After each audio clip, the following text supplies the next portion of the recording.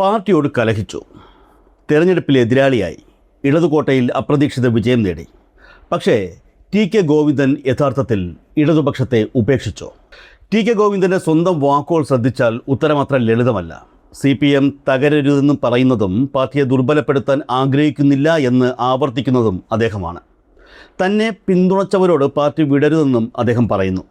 മൂന്നാം പിണറായി സർക്കാർ വരണമെന്ന് ആഗ്രഹിച്ചിരുന്നുവെന്നും കേരളത്തിലെ ഏറ്റവും ബഹുമാനിക്കുന്ന രാഷ്ട്രീയ നേതാവ് പിണറായി വിജയനാണെന്നും അദ്ദേഹം തുറന്നു പറയുന്നു. അതുകൊണ്ട് ഇത് ഇടതുപക്ഷത്തോടുള്ള വിടപറച്ചിലായിരുന്നോ, അതോ നേതൃത്വത്തിലെ ചില തീരുമാനങ്ങൾക്കെതിരായ താൽക്കാലിക കലഹമായിരുന്നോ? ഇന്നത്തെ രാഷ്ട്രീയ അകലം നാളത്തെ തിരിച്ചുവരവിലേക്കുള്ള ഇടവേള മാത്രമാണോ? ഉത്തരം നമ്മൾ പറയേണ്ടതില്ല. ടി.കെ. ഗോവിന്ദൻ്റെ സ്വന്തം വാക്കുകൾ തന്നെ പറയട്ടെ. നിങ്ങൾ തീരുമാനിക്കൂ. അദ്ദേഹം ഇടതുപക്ഷത്തിൽ നിന്ന് പൂർണ്ണമായി അകന്നോ, അതോ തിരിച്ചുവരവിൻ്റെ വാതിൽ ഇപ്പോഴും തുറന്നിട്ടിരിക്കുകയാണോ എന്നൊക്കെ. ആദ്യം അദ്ദേഹത്തിൻ്റെ അടിസ്ഥാന നിലപാട് കേൾക്കാം. പാർട്ടിക്കെതിരെ മത്സരിച്ചെങ്കിലും CPMനോട് തനിക്ക് വിരോധമില്ലെന്നാണ് ഗോവിന്ദൻ വ്യക്തമാക്കുന്നത്. കഴിഞ്ഞ ദിവസം 24 ന്യൂസിൽ നടന്ന ജനകീയ കോടതി എന്ന പരിപാടിയിൽ ഗോവിന്ദൻ സംസാരിക്കുന്ന ചില ഭാഗങ്ങൾ നമുക്ക് കാണാം. ഇപ്പോൾ ഒരുപക്ഷെ 60 വർഷത്തെ താങ്കളുടെ അഭയാലയം ആയിരുന്ന ഒരു പാർട്ടിയോട് താങ്കൾക്ക് അങ്ങനെ ഏതെങ്കിലും തരത്തിൽ ഈഗോ ക്ലാഷ് ഉണ്ടാവേണ്ട കാര്യമുണ്ടോ? ഇല്ല, തീർച്ചയായിട്ടും എനിക്ക് പാർട്ടിയോട് ഇപ്പോൾ വിരോധമില്ലല്ലോ. പാർട്ടിയെ മാത്രമല്ല, പിണറായി സർക്കാരിന്റെ തുടർച്ചയും താൻ ആഗ്രഹിച്ചിരുന്നുവെന്ന് അദ്ദേഹം തുറന്നു പറയുന്നു. മൂന്നാം പിണറായി സർക്കാരിന്റെ വാഴ്ചയ്ക്ക് വേണ്ടി ഇവിടുത്തെ ഇടത് സ്ഥാനത്ത് വിജയിപ്പിക്കണം എന്നങ്ങ് പ്രസംഗിച്ച ആളാണ്. പിണറായി വിജയൻ സർക്കാരിന്റെ വിജയം മൂന്നാം തവണ വരണമെന്ന് ആഗ്രഹിച്ച ആൾ തന്നെയാണ് ഞാൻ. ഇതുവരെ കേട്ടത് CPMനെ പൂർണ്ണമായി നിരാകരിക്കുന്ന ഒരാളുടെ ഭാഷയാണോ? ഇനി പാർട്ടിയുടെ നിലനിൽപ്പിനെ കുറിച്ച് അദ്ദേഹം പറയുന്നത് കേൾക്കൂ. ഇവിടെയാണ് CPMനെ തോൽപ്പിക്കാൻ ഗോവിന്ദന് പിന്തുണ നൽകിയ കോൺഗ്രസിൻ്റെ നെഞ്ചിടിക്കുന്നത്. തന്നെ പിന്തുണച്ചവരെ സംഘടിപ്പിച്ച് CPMനെ തകർക്കാനുള്ള ആയുധമാക്കില്ലെന്നാണ് അദ്ദേഹം വ്യക്തമാക്കുന്നത്. ഞാൻ എടുത്ത നിലപാടെന്താണെന്ന് വെച്ചാൽ എൻ്റെ കൂടെ വോട്ട് ചെയ്ത ആളുകളെയൊക്കെ തന്നെ ഞാൻ മൊബിലൈസ് ചെയ്യാൻ വേണ്ടി ഞാൻ തയ്യാറാവുന്നില്ല. എന്തുകൊണ്ടാണ്? ഞാൻ ആഗ്രഹിക്കുന്ന ഈ CPM എന്ന് പറയുന്ന പാർട്ടി തകർന്നു പോകണം ഞാൻ ആഗ്രഹിക്കുന്നില്ല. അതുകൊണ്ട് തന്നെ അവരെല്ലാം പാർട്ടിയെ തകർക്കുന്ന ഒരു ആയുധമായിട്ട് ഉപയോഗിക്കാൻ ചെയ്യാറില്ല. ഞാൻ പാർട്ടിയുടെ എന്നോട് സൗഹൃദമുള്ള നേതാക്കളോട് ഞാൻ പറഞ്ഞിട്ടുണ്ട്, ഞാൻ പാർട്ടിയെ തകർക്കാനില്ല. നിങ്ങളെടുത്ത നിലപാടിനെതിരെ പ്രതിഷേധമാണ് ഞാൻ കാണിച്ചത്. ആ പ്രതിഷേധം കാണിച്ചപ്പോൾ UDF എനിക്ക് പിന്തുണച്ചപ്പോൾ സ്വാഭാവികമായിട്ടും UDFന്റെ ഭാഗമായിട്ട് ഉള്ള ഒരു MLA ഞാൻ പ്രവർത്തിക്കുന്നു. അതേ അവസരം ഈ പാർട്ടി എൻ്റെ കൂടെ വന്ന ആളെല്ലാം പിടിച്ച് വേറൊരു പാർട്ടിയാക്കി കൺവെൻഷൻ നടത്തി ഇനിയൊരു പാർട്ടി പ്രവർത്തനത്തിന് ഞാനില്ല. വിമർശനങ്ങൾക്കിടയിലും പാർട്ടിയിലെ സാമൂഹിക പ്രാതിനിധ്യ നയത്തെ അദ്ദേഹം അംഗീകരിക്കുന്നുണ്ട്. ഉണ്ട്. ഇതിലെന്താ കാര്യം അറിയാം? പാർട്ടി റാങ്ക്സ്, പാർട്ടി പ്രൊമോഷൻ വരുന്നു. പാർട്ടി പ്രൊമോഷൻ വരുമ്പം എന്താ പരിഗണിക്കുമ്പോൾ എന്തൊക്കെ നോക്കും? ന്യൂനപക്ഷം നോക്കും. ഇപ്പോൾ ഞാൻ ഒരുപാട് കാലം പാർട്ടിയിൽ പ്രവർത്തിച്ചാണ്. എന്നേക്കാളൊക്കെ മേലേക്ക് ഉയർന്നു പോയ പലരും ഉണ്ട്. അതിൽ ഈ പരിഗണനകളൊക്കെ പാർട്ടി കൊടുത്തിട്ടുണ്ട്. ന്യൂനപക്ഷത്തിന് നോക്കും, പട്ടികജാതി നോക്കും, സ്ത്രീ നോക്കും. ഇങ്ങനെയൊക്കെ നോക്കിയിട്ട് അതിനനുസരിച്ച് അവരെല്ലാം ഇതിനകത്ത് വേണമെന്നുള്ളതുകൊണ്ട് അവർക്കെല്ലാം ചില പരിഗണന. പാർട്ടിയോടുള്ള ബന്ധം ഇത്രയും വ്യക്തം. എന്നാൽ പിണറായി വിജയനെ കുറിച്ചുള്ള അദ്ദേഹത്തിൻ്റെ നിലപാട് എന്താണ്? ഇവിടെയാണ് ഈ രാഷ്ട്രീയ കഥ കൂടുതൽ കൗതുകകരമാകുന്നത്. കേരളത്തിൽ താൻ ഏറ്റവും കൂടുതൽ ബഹുമാനിക്കുന്ന രാഷ്ട്രീയ നേതാവ് ആരെന്ന് ഗോവിന്ദൻ സംശയമില്ലാതെ പറയുന്നു.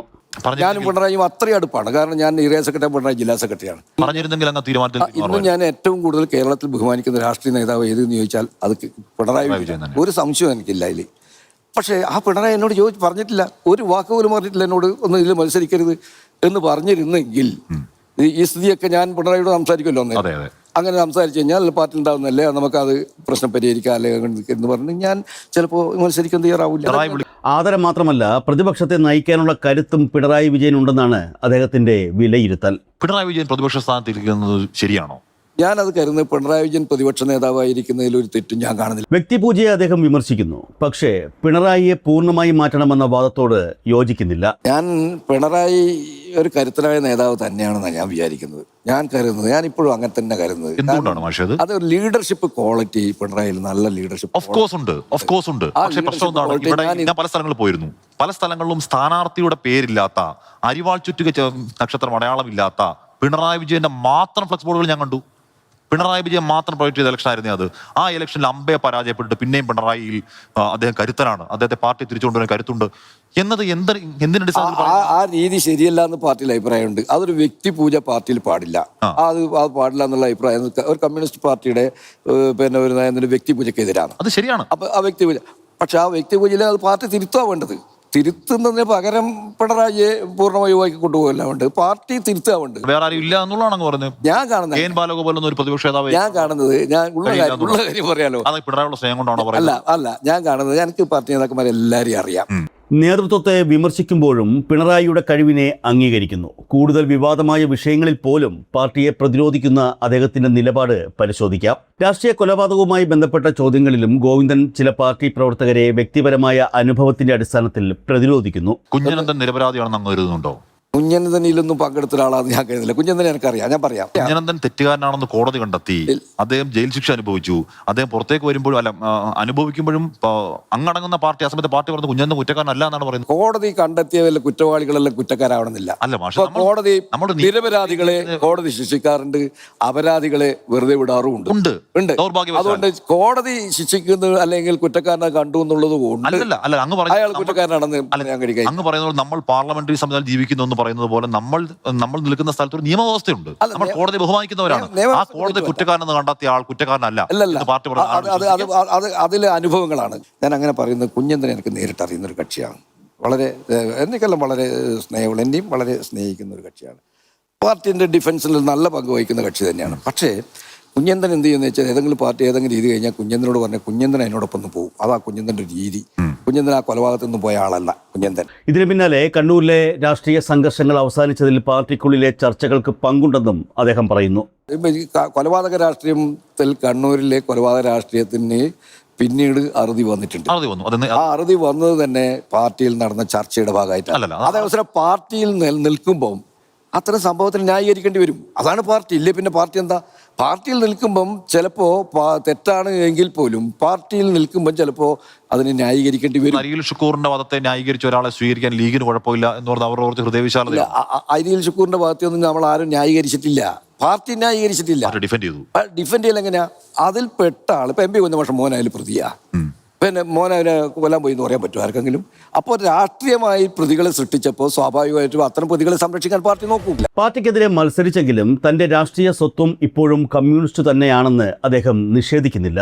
മാഷിന്റെ ഉള്ളിൽ ഇപ്പോഴും കമ്മ്യൂണിസ്റ്റുകാരൻ തന്നെയാണ് മാഷ്. ഇപ്പോൾ CP ജോണുണ്ട്, കുഞ്ഞികൃഷ്ണനുണ്ട്, KK രമയുണ്ട്, TK ഗോവിന്ദനുണ്ട്. ഒരു പ്രത്യേക കമ്മ്യൂണിസ്റ്റ് ബ്ലോക്കിനെ പറ്റി ആലോചനയുണ്ടോ? ഞങ്ങൾ ഈ നിയമസഭയിലെ ചർച്ചയൊക്കെ വരുമ്പോൾ ഞങ്ങൾ ആലോചിക്കാറുണ്ട്. എങ്ങനെ ആലോചിക്കാം? ഒരു ബ്ലോക്കായിട്ടിരിക്കും. സമയം നമുക്കിപ്പോൾ ഒരാൾക്ക് 2 മിനിറ്റാണ് കിട്ടുക. 1 മിനിറ്റ് 2 മിനിറ്റ്. അപ്പം നമ്മൾ എന്ത് ചെയ്യുന്നത് വെച്ചാൽ 4 ആൾ കൂടി ആലോചിച്ചിട്ട് ഇന്ന് ഞാൻ സംസാരിക്കാം, നാളെ നിങ്ങൾ സംസാരിക്കാം, ഇങ്ങനെ ഓരോ സമയത്തിന് നമ്മൾ അങ്ങനെ ഒരു യോജിപ്പല്ലാതെ അതിൽ കവിഞ്ഞൊരു ബ്ലോക്കായിട്ട് നമ്മൾ മാറിയിട്ട്. അവസാനമായി തിരിച്ചുവരവിന്റെ സാധ്യതയെക്കുറിച്ചുള്ള ചർച്ചയ്ക്ക് ഏറ്റവും കൂടുതൽ ശക്തി നൽകുന്ന വാക്കുകൾ കേൾക്കാം. ഞാനൊരു കാര്യമുണ്ട്, ഇപ്പോഴും ഞാൻ പറഞ്ഞിട്ടുണ്ട്, CPM-നെ ഏതെങ്കിലും രീതിയിൽ അകലെ താർക്കണം, ദുർബലപ്പെടുത്തണമെന്ന് ഞാൻ ഇപ്പോഴും ആഗ്രഹിക്കുന്നില്ല. ഒന്ന്, നിങ്ങൾ എന്നോട് നേരത്തെ ഒരു ചോദ്യം ചോദിച്ചിരുന്നു, എന്ത് നിങ്ങൾ കൂടെ ആൾ ഇറങ്ങി വരാൻ. ഞാൻ അത് ആഗ്രഹിക്കുന്നില്ല. എന്റെ കൂടെ എനിക്ക് വോട്ട് ചെയ്തവരെ സംഘടിപ്പിച്ച് കൺവെൻഷൻ നടത്തി പാർട്ടിക്കെതിരായി തിരിക്കാൻ ഞാൻ ആഗ്രഹിക്കുന്നു. പാർട്ടി നിലനിൽക്കണമെന്ന് എന്റെ ആഗ്രഹം. മാഷിന്റെ PS പോലും ഒരു യൂത്ത് കോൺഗ്രസ്സുകാരനാണ്. ഒരു പാർട്ടി മാഷിന്റെ കൂടെ ഉള്ള ഒരു പാർട്ടിക്കാരനാ പദവി കൊടുക്കാൻ ഒരാള് മാഷിക്കില്ല കൂടെ. എന്റെ PS പാർട്ടി മെമ്പറാണ്. ഇപ്പൊ എന്റെ കൂടെ നിൽക്കുന്ന എന്റെ PA എന്ന് പറയുന്നത് യൂത്ത് കോൺഗ്രസ് ആയിരുന്നു.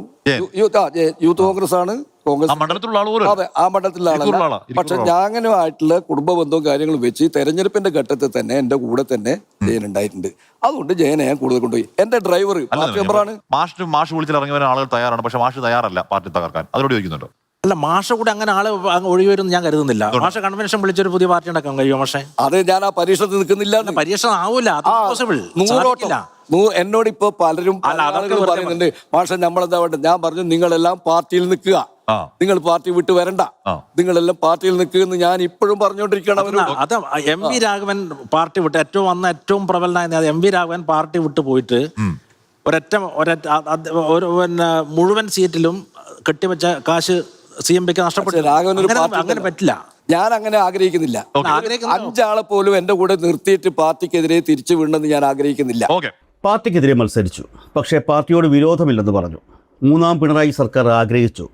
പിണറായി വിജയനെയാണ് ഏറ്റവും ബഹുമാനിക്കുന്ന രാഷ്ട്രീയ നേതാവെന്ന് പ്രഖ്യാപിച്ചു.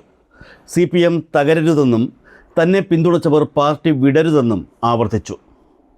വിമർശനം നേതൃത്വത്തിലെ ചില തീരുമാനങ്ങളോടാണ്, ഇടതുപക്ഷ രാഷ്ട്രീയത്തോടല്ലെന്നാണ് ഈ വാക്കുകൾ നൽകുന്ന സൂചന. ഇതൊരു തിരിച്ചുവരവിൻ്റെ പ്രഖ്യാപനമല്ല, പക്ഷേ തിരിച്ചുവരവിൻ്റെ വാതിൽ പൂർണ്ണമായി അടഞ്ഞിട്ടില്ലെന്ന ശക്തമായ രാഷ്ട്രീയ സൂചനയല്ലേ? ഇനി ഇതെല്ലാം കേൾക്കുന്നവർ ഈ ചോദ്യത്തിന് ഉത്തരം പറയട്ടെ. ടി കെ ഗോവിന്ദൻ ഇടതുപക്ഷത്ത് നിന്ന് അകന്നു പോയോ, അതോ വീണ്ടും ചെങ്കൊടിയുടെ തണലിലേക്ക് മടങ്ങി വരാനുള്ള വഴി വെട്ടുകയാണോ?